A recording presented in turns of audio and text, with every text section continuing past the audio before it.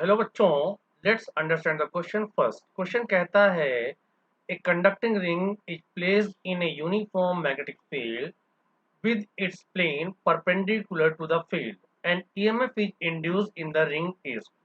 देखो, जैसे कि हम लोग जानते हैं कि जो हमारा फ्लक्स होता है फाई वो इक्वल होता है बी डॉट ए के, या इसी को हम लोग बी ए कॉस थीटा लिख सकते हैं, जहां पर थीटा हमारा एंगल है between B vector and A vector.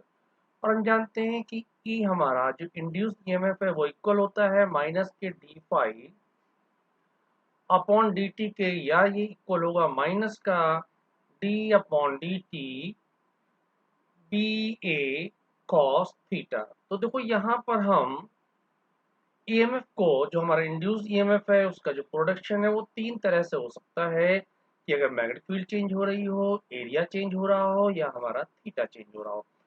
अब जैसे क्वेश्चन में दे रखा था कि हमारे पास एक कंडक्टिंग रिंग है। सपोज ये हमारी कंडक्टिंग रिंग है।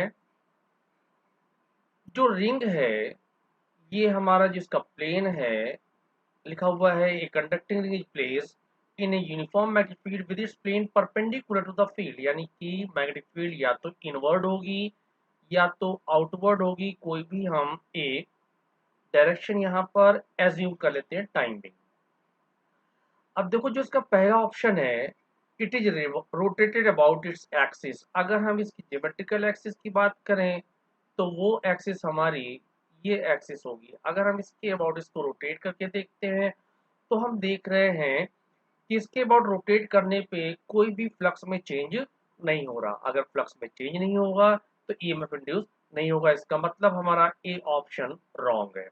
फिर लिखा हुआ है इट इज ट्रांसलेटेड। देखो, अगर हम इसको ट्रांसलेट करेंगे तो ना तो मैग्नेटिक फील्ड चेंज हो रही है, ना तो एरिया चेंज हो रहा है, ना ही बी और ए के बीच का एंगल थीटा चेंज हो रहा है। तो सेकंड ऑप्शन भी हमारा रॉन्ग है, यहाँ पर भी ईएमएफ इंड्यूस नहीं होगा।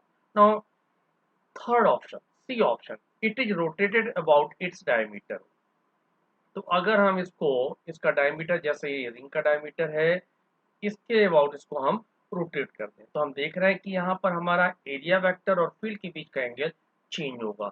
यानी कि अगर यहाँ पर थीटा की वैल्यू चेंज हो रही है तो यहाँ पर ईएमएफ इंड्यूस होगा, जैसा कि हम लोग अल्टरनेटिव करंट्स में पढ़ चुके हैं। तो इसका जो सी ऑप्शन है वो बिल्कुल सही है।